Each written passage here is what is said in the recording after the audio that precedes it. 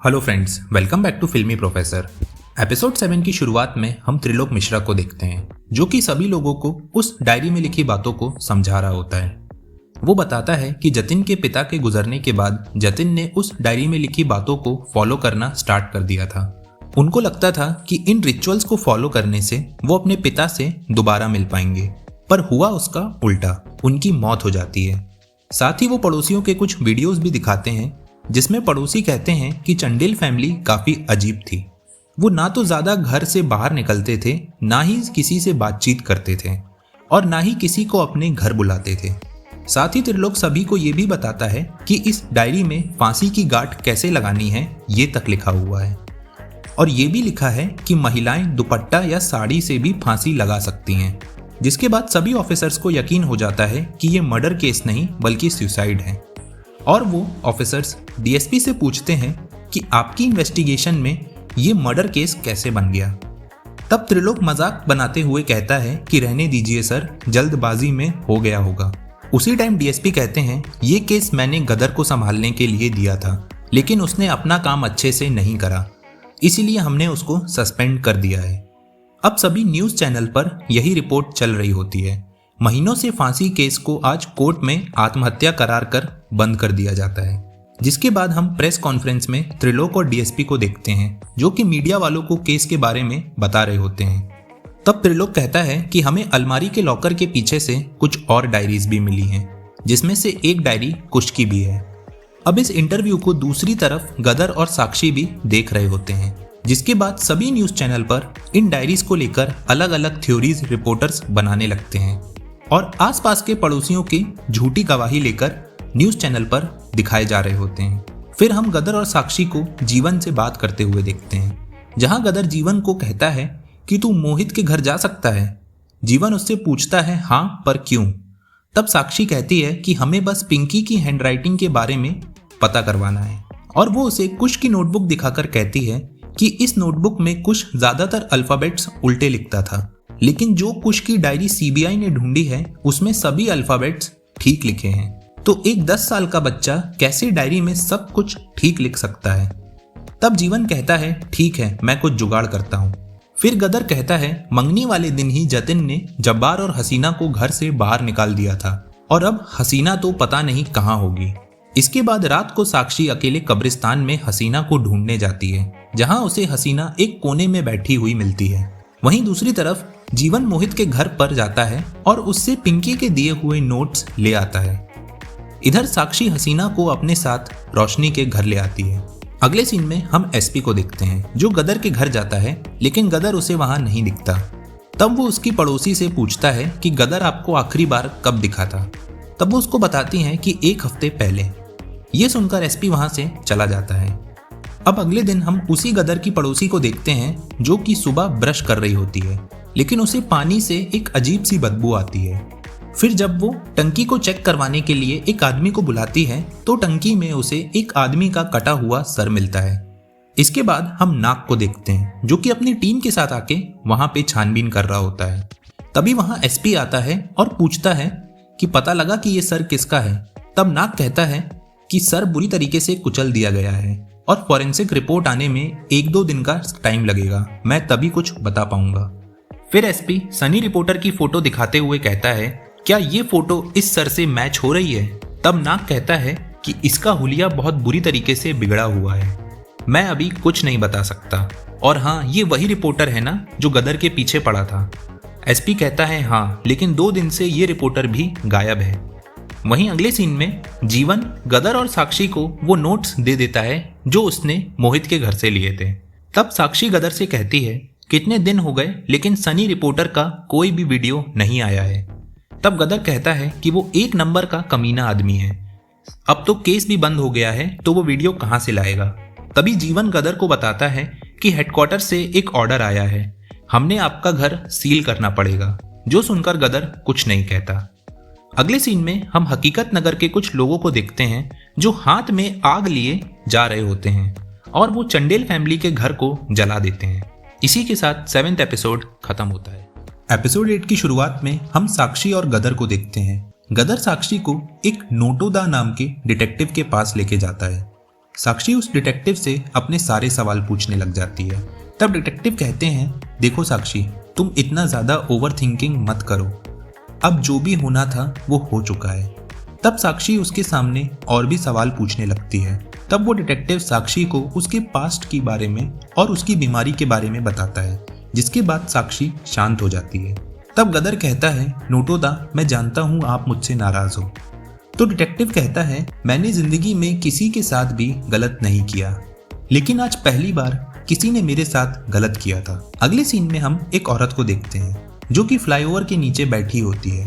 तभी उसके सामने बिना सिर की एक लाश आ जाती है, जिसे देखकर वो काफी डर जाती है और वहां से भाग जाती है। इसके बाद वहां पर पुलिस वाले और फोरेंसिक्स की टीम आकर जांच करती है, जहां पंडित और शकील एक दूसरे से बातें कर रहे होते हैं। तब पंडित शकील से पूछता है, पहले टंकी में वो सिर मिला और अब यहाँ पर बिना सिर की लाश, क्या ये दोनों एक इंसान के हो सकते हैं?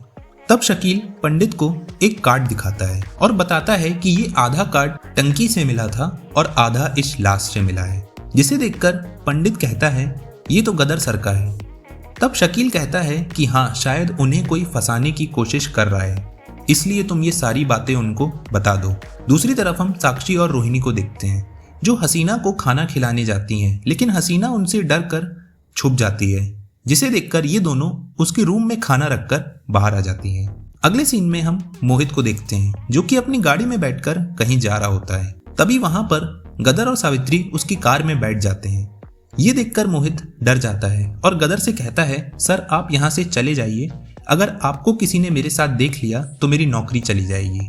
तब गदर कहता है, पहले तू मुझे सब सच सच बता।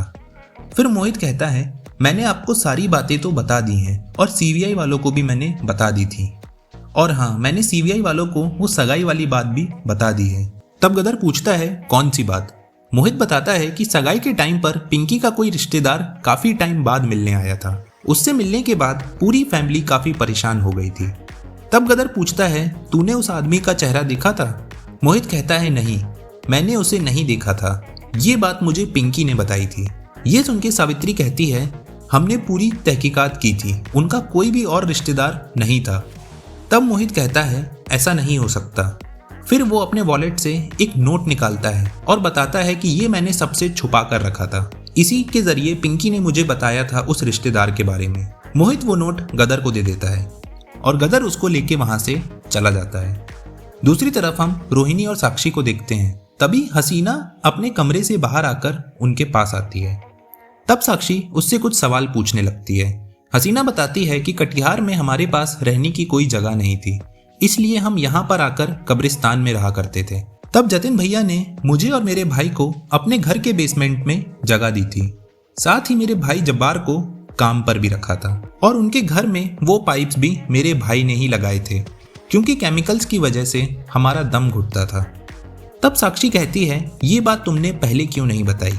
जिस पर हसीना कहती है, मैं बताती तो भी कोई भी मेरी बात पर विश्वास नहीं करता, वैसे भी सब मुझे डायन पिशाचनी कहते हैं, इसीलिए मेरी कुछ भी बोलने की हिम्मत नहीं हुई। तब साक्षी पूछती है, तुम्हारी जतिन से लड़ाई क्यों हुई थी और तुम लोग वहां से क्यों भागे थे? हसीना बताती है कि हमारी कोई लड़ाई नहीं हुई थी और जतिन भैया ने पिंकी की सगाई वाले दिन हमें घर से निकाल दिया था। साक्षी पूछती है, तुमने सगाई वाले दिन वहां किसी अनजान आदमी को देखा था? हसीना कहती है, हाँ, एक दाढ़ी वाला आदमी आया था, जिसकी शक्ल तो हमने पूरी नहीं देखी, पर उसके आने के बाद पूरी फैमिली परेशान हो गई थी। इधर हम फोरेंसिक लैब में पंडित और शकील को बात करते हुए देखते हैं, जहां शकील कहता है, मुझे 1-2 बर्थमार्क मिल जाते तो मैं रिपोर्ट अच्छे से तैयार कर पाता। लेकिन तभी वहां पर नाग आता है और कहता है, तुम्हें सिर मिल चुका है और बॉडी भी मिल चुकी है, पर गदर सिंह कहीं नहीं मिला। ये सनी रिपोर्टर ही है और मैं ये खबर एसपी को देने जा रहा हूँ, जिसके बाद गदर को शायद अरेस्ट कर लिया जाएगा। अब इसके बाद पंडित बाथरूम में बैठकर साक्षी को फोन करता है और उसे कहता है कि गदर सर को कोई फंसाने की कोशिश कर रहा है और 72 घंटों के अंदर उन्हें अरेस्ट कर लिया जाएगा। मेरे पास उन्हें बचाने के लिए सबूत पड़े हुए हैं। मैंने बड़ी मुश्किल से ऑफिस से एक डायरी बरामद की है, उसे मैं आप तक भिजवा दूंगा और आप उसे गदर सर को दे देना, क्योंकि मैं अब आप लोगों से नहीं मिल सकता हूँ। फिर साक्षी एक जगह पे जाती है उस डायरी को लेने, जहां उसे एक आदमी मिलता है और वो उसको डायरी दे देता है, जिसे लेकर वो डिटेक्टिव के पास चली जाती है। यहाँ साक्षी डिटेक्टिव को इस केस की सारी बातें बताने लगती है कि कुत्ते को एक आदमी ने लकड़ी से मारा था और कुश को भी एक आदमी ने ही मारा है, लेकिन डॉक्टर्स उसकी डेथ को नेचुरल बता के केस को बंद करना चाहते हैं। कोई भी मेरी बात पर ध्यान नहीं दे रहा है। तभी वहां पर गदर आ जाता है। डिटेक्टिव साक्षी को थोड़ी देर के लिए कमरे में छुपा देता है। अब गदर डिटेक्टिव से काफी इमोशनल होकर बातें कर रहा होता है कि मुझे माफ कर दीजिए नोटोदा, मुझसे बहुत बड़ी गलती हो गई। आप ही हैं जिन्होंने मुझे बचपन में अनाथ आश्रम से उठाकर इस मुकाम तक पहुंचाया, लेकिन मैं अपनी बेटी मिनी का बचपन खराब नहीं होने दे सकता। इसके लिए मुझे आपकी मदद चाहिए। तब डिटेक्टिव साक्षी को कमरे से बाहर निकालता है और उसे एक डायरी देता है। इसके बाद गदर और साक्षी डिटेक्टिव की बताई हुई बातों को फॉलो करते हुए जेल में एक आदमी से मिलते हैं। वो आदमी उनको एक स्वीट की दुकान पर भेजता है। जहां पहुंचने पर वो दुकान तो बंद होती है, लेकिन एक औरत शटर के नीचे से उन्हें कागज देती है जिसमें काफी बड़ी डिजिट लिखी होती है। तब साक्षी का दिमाग काफी तेज चलता है। वो उस नंबर को रिकॉर्ड कर लेती है।